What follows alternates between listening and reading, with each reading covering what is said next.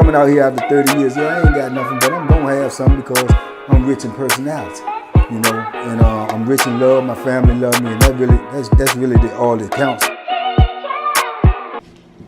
All right. We back again. I appreciate y'all. Team Banky Pound, much love. I appreciate all the support. All y'all rocking with me with these prison stories, man. I like to say, these characters that I met, you know, during my 33 years of incarceration. And I've been introducing y'all to them to try to give y'all some type of insight of the type of life that I had to live, the things that I went through, the people that I, you know, encountered during these 33 years. And y'all been showing love, y'all been watching the videos, y'all been interested, y'all been hitting me in the comments. That's what I like. Get y'all opinion on these dudes and see what y'all think about them. So I appreciate the feedback. I try to look and read all my comments, so just know that I appreciate the love, and I try to show it right back. I try to read all of them and either leave a comment back, or either, you know, let you know that I liked it by giving you a heart or something. But I appreciate the feedback. I appreciate the love. Now, with that being said, man, Richmond, stand up, Richmond, stand up, man. I got one for y'all, man. I know of you out there in Richmond, and if you any type of dude that's been out there on the streets, or you've been locked up, I know you know who I'm talking about.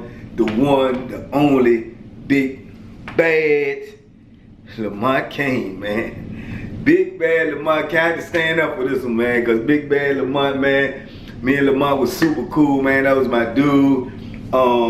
I'm super cool with his brother. Shout out Burley. Burley used to be my cell partner.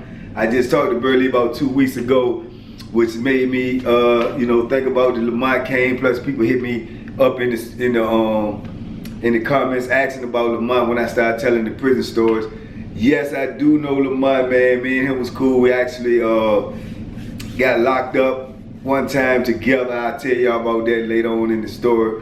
But the legend, the man, the myth, man, big Lamont Cain, man. When I say big, y'all, I'm talking massive. I'm talking huge.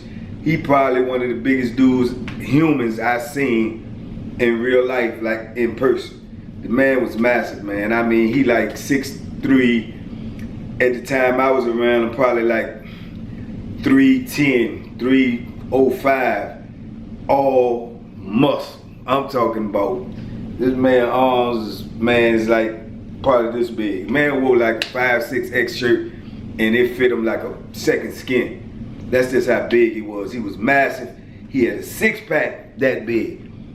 A six-pack, and he was that big, man. And the thing about him, I just believe he was just like a freak of nature, man. Because being that big, he still was agile. He could play basketball. I mean, do spin moves. I mean, he was agile, man. He could kick his feet up high. The dude was a freak of nature. And when you talking about like the Sam Pierce and all the dudes I told you about, Lamont Cain is after them. You know, he's a younger dude, a younger version. Lamont may be a couple of years older than me. You know, these dudes, Sam Pierce and Bo Billy and all these dudes, they now in their 70s.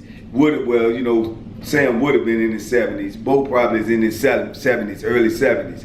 Gangsta Slim, he probably, man, Gangsta Slim might be 60 something or better. He was older than 60, I'm sure of that. Lamont probably in his late 50s, probably late 50s. I would guesstimate about 57, 58, something like that. But man, when you talking about fear of a human being, when you talking about fear of a human being, I never in my life seen so many dudes talk about the things that a human being did on the streets. These is gangsters. These is drug dealers. These is killers out there. And Lamont Cain was out there on the street, terrorizing them on the street. He put you in the frame of mind of, if y'all ever seen The Wire, and when they say Omar coming, and you see how people get off the streets, that's how it was in prison with Lamont. When they say Lamont was coming on the compound, dudes, literally, when I was on Powhatan. Dude was literally some young dudes running around the block telling me, yeah, my big homeboy coming, Lamont Cain here, yeah. Y'all better get y'all stuff together. I'm telling you right now, my big homie coming. Man, dudes was terrified. Some of these dudes on the camp that was running around doing their little thing, acting like they this person, they that person. They was scared now because this man was coming on the compound and he from their city and they know he know him. Or he possibly even robbed these dudes on the street. You know, the legend is he was robbing dudes on the street with no gun. They was just so terrified of him. If he asked for it, they gave it to him. You know, so it ain't look like a robbery because he asked it and you giving it to him. But he asking with the authority that if you don't give it to me, it's going down. You know what I'm saying? So it actually is a robbery. But it was just crazy, man. I heard so many stories about him, and then all of a sudden he pop up on the compound. When he pop up on the compound, man, I'm on the top tier, and I'm on Powhatan. I'm all the way in the back on the top tier in the corner. I got probably the best cell in the house. They try to trick me out that cell a lot of times too. That's another story. But I'm up there and it's high as I don't know what. I'm on the third tier, so I'm standing on the rail.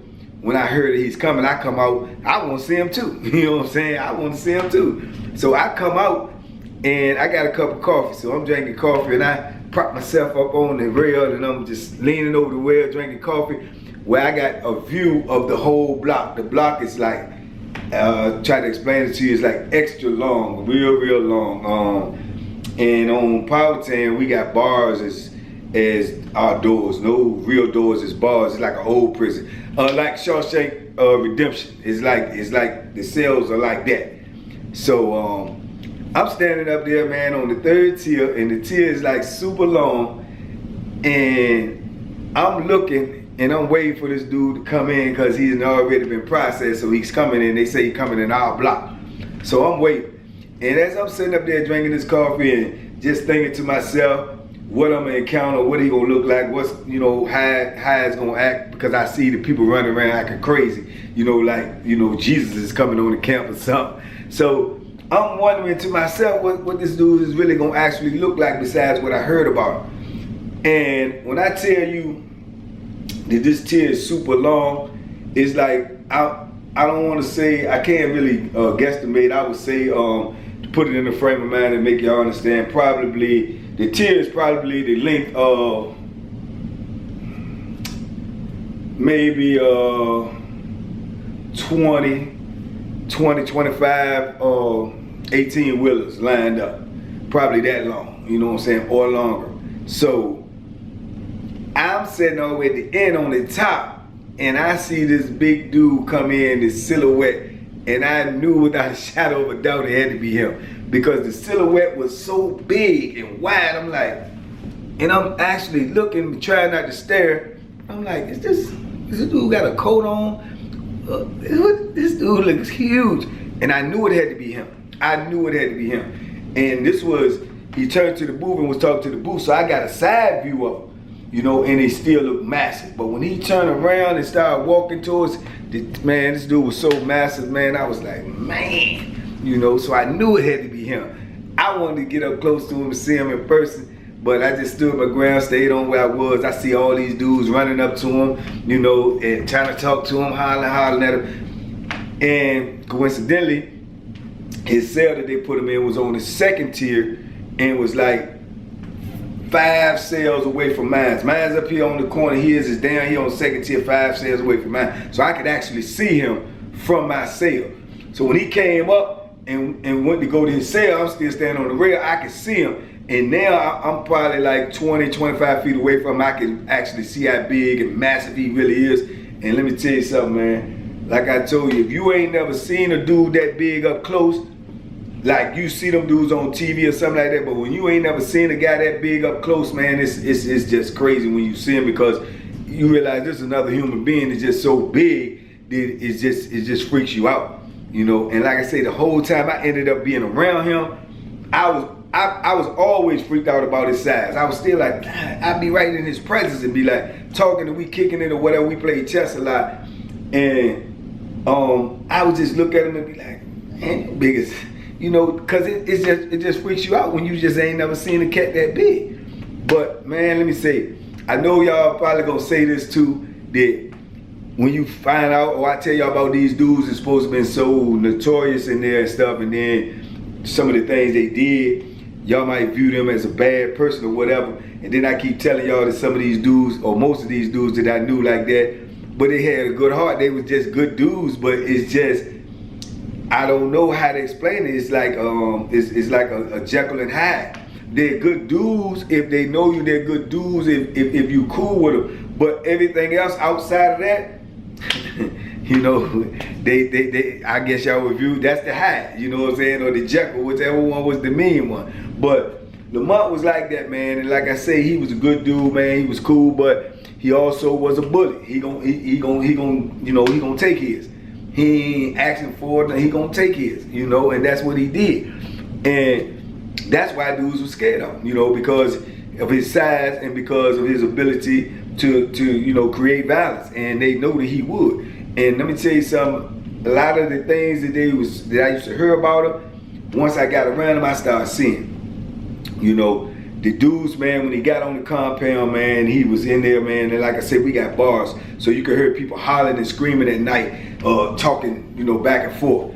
I seen some of the most tight, stingy dudes that you have ever met in your life. Wouldn't give you nothing, you know what I'm saying, wouldn't spit on you if you was on fire. Hey Lamont, you need anything? Yeah, I got you, man. Yeah, whatever you need, I got you.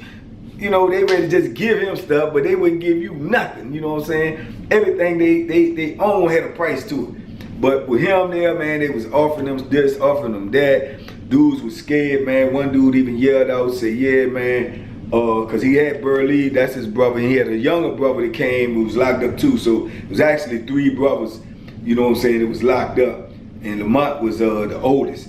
And he actually had a younger brother, and they said he was in the jail. So one of the dudes even yelled out, said, yeah, I was in the jail with your brother.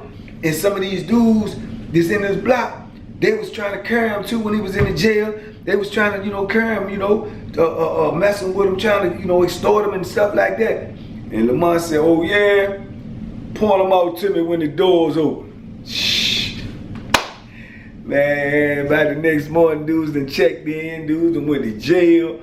4, 5 cells is empty because dudes that went to jail, they scared that he gonna come get them. I mean, this is true stories, man. They terrified of this dude. And like I say, when he got out there, you start seeing the reason why, because he like I say, he was a bully. He gonna take his. He go around talking to dudes and seeing who in there, whatever store they come, man. Lamont going around to everybody that he thinks, you know what I'm saying, that is a potential victim for him. And he goes right to him and tell him, man, you going to the store? Huh, okay, get me this. Okay, yeah, you gonna get me this. And dudes is ordering them commissary. He ain't got to spend nail dime. He not nail dime. He's ordering, they ordering commissary for him just on the strength that they know him and know about him and they scared of him. You know, these is cats that won't give you nothing, but yet they giving him everything. You got dope dealers in there, drug dealers that used to be on the streets, you know what I'm saying, getting money. That's what they locked up for. And they having debates about, yeah, well, he robbed you too, you know, and you ain't do nothing. You know, he robbed you on the street too and you ain't do nothing. Yeah, well, what you do? You know, they actually talking about this man that robbed him on the street and he right here with him and they won't do nothing.